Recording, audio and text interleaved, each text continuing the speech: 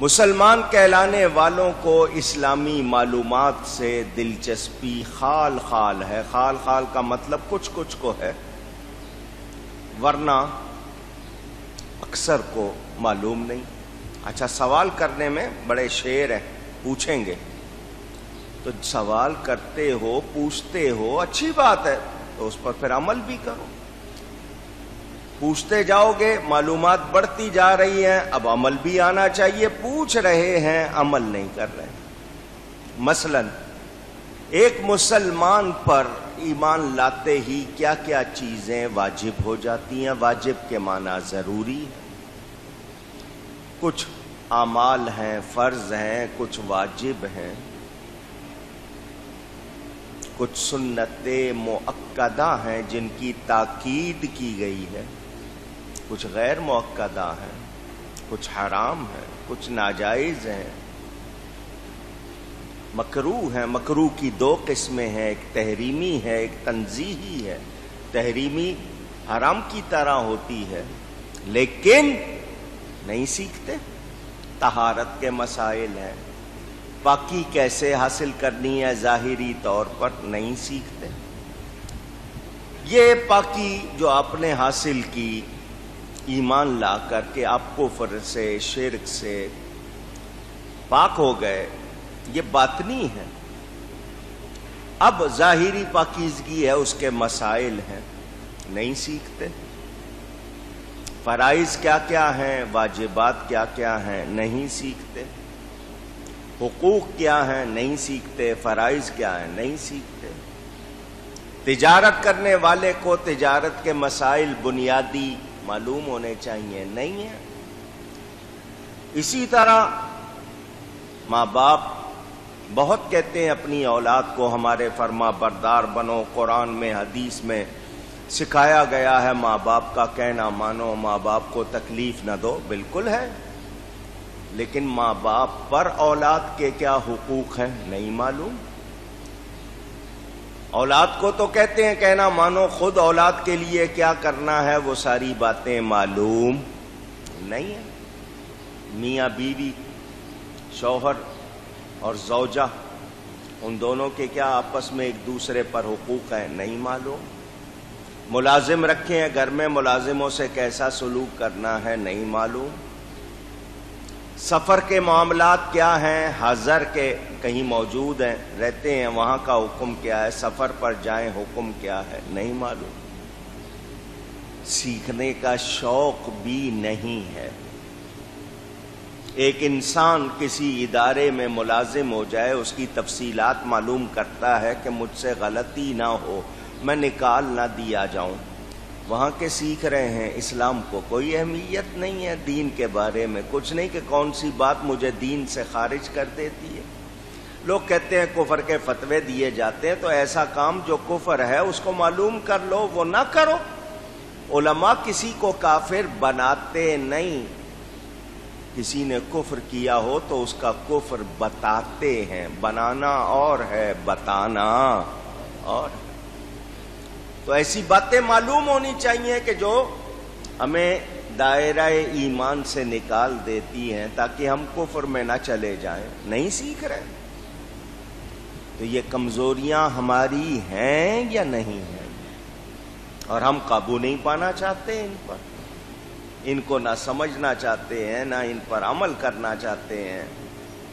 جو دین کے احکام ہیں کہ ان پہ عمل کر لیں، کمزوریاں دور ہو جائیں، نہیں سیکھ رہے۔ مومن کون ہے، مسلم کون ہے، اسلام کیا ہے، اس کی تفصیلات کیا ہیں، یہ مجھے اور آپ کو سیکھنا چاہیے۔ کلمہ پڑھتے ہیں، لفظی معنی بھی تھوڑے بہت معلوم ہے۔ یہ پہلے لا کیوں ہے؟ نہیں، الہ، لا الہ، لا نہیں، الہ معبود، عبادت کے لائق۔ الہ کے معنی عبادت کے لائق، ورتھی آف ورشپ۔ یہ الہ کون ہوتا ہے؟ قرآن میں کہاں کہاں بیان ہے، کیا کیا بیان ہے، نہیں سیکھا۔ الا مگر اللہ، نہیں کوئی عبادت کے لائق مگر اللہ۔ یہ پہلے نفی کیوں ہے، بعد میں اثبات کیوں ہے؟ پہلے نو ہے پھر بٹ ہے، کیوں؟ نہیں سیکھتے؟ جاننا چاہیے کہ اے ایمان لانے والے، تو نے پہلے تمام معبودان باطلا، جھوٹے خداؤں کی نفی کی ہے، انکار کیا ہے۔ کسی طرح بھی اللہ کے سوا کوئی عبادت کے لائق، اونچی کہیے، نہیں، یہ اقرار کیا۔ یہ کلمے کے دو جز ہیں، لا الہ الا اللہ ایک، محمد الرسول اللہ صلی اللہ علیہ وسلم یہ دوسرا جز ہے۔ قرآن میں ایک جگہ نہیں آیا ہے، الگ الگ آیا ہے۔ توحید اور رسالت، توحید کیا ہے، رسالت کیا ہے، ہم سیکھتے ہیں کیا؟ اللہ، یہ اللہ کا نام ہے، اس کی کوئی جمع نہیں ہے۔ کچھ لوگ کہتے ہیں اصل لفظ الہ یوں ہے، انہوں نے اس پر بحث کی ہے۔ ہمارے نزدیک یہ پورا نام ہے اللہ، کہیے گا،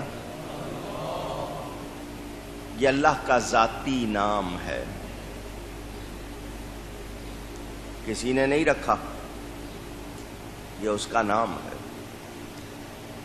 عبادت کے لائق صرف اور صرف اور صرف اور صرف وہی ہے، اس کے سوا کسی کی کسی طرح کوئی عبادت ہو سکتی نہیں،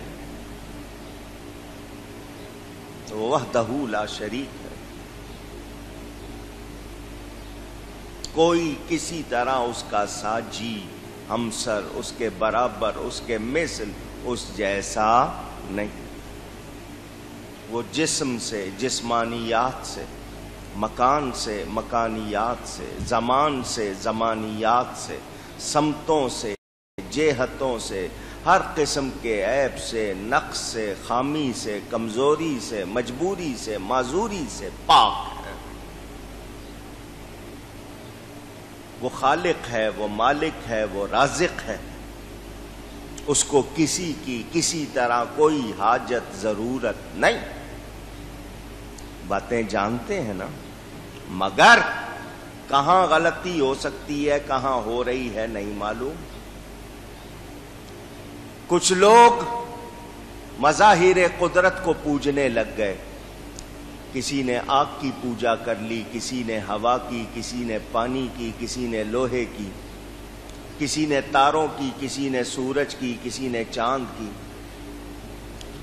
لوگ اپنے ہاتھوں سے مجسمے تراش کر پوجنے شروع کر دیے۔ کسی نے اللہ کے بندوں کو اس کا شریک ٹھہرا لیا۔ عیسائیوں نے حضرت عیسیٰ علیہ السلام کو، یہودیوں نے حضرت عزیر علیہ السلام کو اللہ کی اولاد قرار دے دیا۔ کسی نے فرشتوں کو اللہ کی بیٹیاں کہہ دیا۔ اللہ تعالی ان تمام چیزوں سے پاک ہے۔ اللہ تعالی کا ہر فعل، اس کا ہر کام، اس کی ہر خوبی، اس کی ہر شان ذاتی ہے، اس کو کسی نے کچھ دیا نہیں ہے، نہ اس کی کوئی اولاد ہے، نہ اس کی کوئی بیوی ہے، نہ وہ خود کسی کی اولاد ہے۔ وہ اپنے بندوں کو شانیں عطا کرتا ہے، خصوصیات عطا کرتا ہے، اپنی مخلوق میں اس نے کمالات رکھے ہیں۔ جس کسی کے پاس جو کچھ ہے اس کا دیا ہوا ہے، خود اپنا کسی کا کچھ بھی اونچی نہیں۔ ہمیں آنکھیں دی، اس میں دیکھنے کی طاقت اس نے دی ہے، آنکھیں بھی اسی نے دی، ان میں نور بھی اسی نے دیا ہے۔ آواز، زبان، جسم، پورا ساری کائنات اسی کی بنائی ہوئی ہے، اس کو کسی کی حاجت ضرورت نہیں۔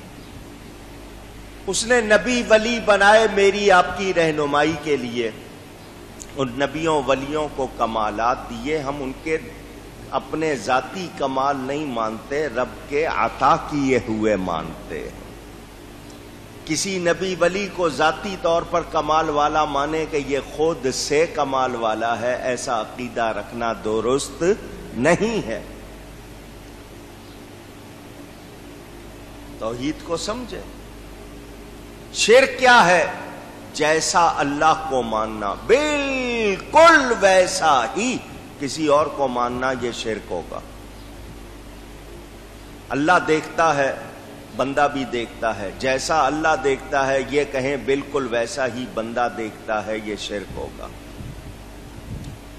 اللہ اپنی شان کے مطابق، بندہ اللہ کی عطا کے مطابق، دونوں کا حال ایک جیسا نہیں ہے۔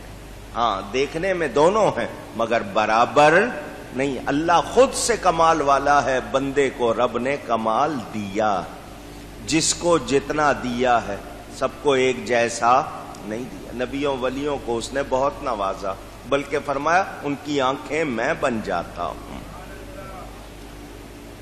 آج بہت مسئلہ ہو گیا معلومات نہ ہونے کی وجہ سے، جائز اچھی صحیح باتوں کو لوگ غلط کہنے لگ گئے، نیک کاموں کو ناجائز حرام بدعت وغیرہ کہنے لگ گئے، غلطیاں ہو گئیں۔ کیوں کہ آپ نے سیکھا نہیں۔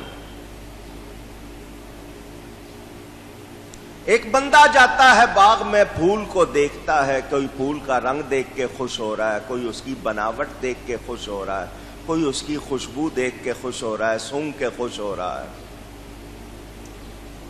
کسی کو ڈیزائن پسند آیا ہے، کسی کو رنگ پسند آیا ہے، کسی کو شکل پسند آئی ہے۔ وہ پھول زبان حال سے، جو اس کا حال ہے اس زبان سے کہہ رہا ہے، او مجھے دیکھنے والے، تیری نظر مجھ پہ آ کے رہ گئی، اس کو دیکھ جس کو میں دیکھ رہا ہوں، میں اپنے بنانے والے کو دیکھ رہا ہوں۔ اندازہ کر لے جب اس نے مجھ میں اتنا حسن رکھا ہے، وہ خود کس نے حسن والا ہوگا۔ تو جب ایک پھول کو، اللہ کی مخلوق کو دیکھو تو رب کے جلووں کا اقرار اعتراف کرو۔ ہر کسی میں حسن کمال جمال رکھنے والا اللہ تعالی ہے۔ تو وہ اللہ جو چیزوں میں تاثیر رکھتا ہے، اپنے نبیوں ولیوں میں بھی رکھتا ہے۔ بعض چیزیں اس نے بنائیں، ان میں تاثیر رکھی، کوئی ٹھنڈا رکھتی ہے، کوئی گرم رکھتی ہے، کہتے بھی ہو مانتے بھی ہو یہ کھاؤ ٹھنڈ پڑ جائے گی، یہ کھاؤ گرمی آئے گی، تو وہ گرمی کہاں سے آئے گی؟ وہ چیز دے گی یا رب نے اس میں رکھا ہے؟ وہ خود سے گرمی پہنچاتی۔ نگینے بنائے، فلانا نگینہ پہن لو یوں ہوگا، وہ نگینہ رب نے بنایا ہے، اس میں تاثیر کس نے رکھی ہے؟ اللہ نے رکھی۔ سونا بھی دھات ہے، زمین سے ہی نکلتا ہے، اس کو سونا کس نے بنایا ہے؟ چاندی کس نے بنائی ہے؟ لوہا کس نے بنایا ہے؟ یہ لکڑی جس سے طرح طرح کی چیزیں حاصل کرتے ہوئے، ایک زمانہ تھا انگریز نے ایک لفظ ایجاد کیا تھا، ٹچ وڈ، لکڑی کو چھوؤ، کیونکہ لکڑی بہت زیادہ ہوتی تھی، جلدی سے ہاتھ لگاؤ، وہ کہتے تھے نظر نہیں لگتی، اس سے یہ نہیں ہوتا۔ انہوں نے یہ اپنی چیز بنا لی۔ اس لکڑی سے کیا کچھ فائدے حاصل کرتے ہو؟ کس نے بنائی ہے؟ یہ پھل کھاتے ہو، اس میں ذائقے کس نے دیے ہیں؟ کس نے یہ سارے درخت اگائے؟ یہ موسم کس نے بنائے ہیں؟ یہ پہاڑ، یہ صحرا، یہ دریا، یہ سمندر سفر کرتے ہو، یہ کس نے بنائے؟ آپ کہو گے ہوائی جہاز انسان نے بنایا ہے۔ انسان کو کس نے بنایا ہے؟ اس کو یہ عقل کس نے دی ہے؟ آج لوہا اڑ رہا ہے، ما یمسکہن الا الرحمن، یہ کون ہے جو ان کو تھامے ہوئے ہے ہوا میں؟ میرے رب کے سوا اونچی کہیے کوئی نہیں۔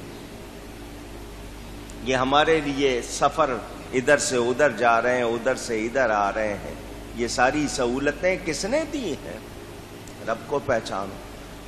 ذریعہ اور وسیلہ لینا غلط نہیں ہے، میرا یہ موضوع نہیں، ورنہ میں پورا یہ بیان کرتا، صرف جھلکیاں دکھا رہا ہوں۔ آج کمزوری یہ ہے کلمے کے معنی ہی نہیں معلوم۔ اس ایک کلمے کو میں بیان کرتا رہا ہوں، ساری عمر بیان کرتا رہا ہوں، تفسیر پوری نہ ہو۔ اللہ کو کیسا ماننا چاہیے سیکھا ہی نہیں ہے۔ کتابوں میں لوگوں نے لکھ دیا اللہ کا جسم ہے، آنکھ بھی ہے، کان بھی ہے، ناک بھی ہے، ہاتھ بھی ہے. انہوں نے اللہ کا جسم بنا دیا، معاذ اللہ. وہ کہتے ہیں اللہ کا وزن بہت زیادہ ہے، بہت بھاری ہے، عرش کے اوپر کرسی ہے، کرسی پر اللہ بیٹھا ہوا ہے، اتنا بھاری ہے کہ اس کے بوجھ سے کرسی چڑ چڑ کر رہی ہے. معاذ اللہ، اللہ کی پناہ. ایسی باتیں لکھ دی. عیسائیوں یہودیوں نے اللہ کی اولاد بنا دی. دوسروں نے بتوں کو اللہ کا شریک بنا دیا، اپنے ہاتھ سے بت بنائے اور ان کو اللہ کا شریک ٹھہرا دیا. اللہ ان تمام باتوں سے پاک ہے. اس کی کوئی اولاد نہیں، وہ کسی کی اولاد نہیں، کوئی کسی طرح اس کا شریک ہو سکتا نہیں. یہ کارخانہ قدرت سارا اسی کا بنایا ہوا ہے. زمین اسی نے بنائی، آسمان اسی نے بنائے، سب کچھ اس کا. للہ ما فی السماوات و ما فی الارض. زمین اور آسمان اور جو کچھ ان میں ہے سب کس کے لیے ہے؟ اللہ کا ہے، اسی نے بنایا. کسی کا اس میں کوئی دخل نہیں، اس کی کسی نے کوئی مدد کی نہیں، اس کو کسی کی مدد کی ضرورت نہیں. ہاں اس نے آگے فرشتے بنائے، مخلوق بنائی، ان کے ذمے کام دیے، وہ بھی اللہ کی عطا ہے، اللہ کو کوئی ضرورت نہیں. فرشتے نہ ہو، مخلوق نہ ہو، اللہ کو کوئی ضرورت نہیں. اس نے بنائے. میرے آپ کے لیے کیا کچھ بنایا، ہمیں انسان بنایا، کتنی عزت دی، کیا کچھ دیا، مگر آج ہم اس رب کو پہچاننا بھی نہیں چاہتے.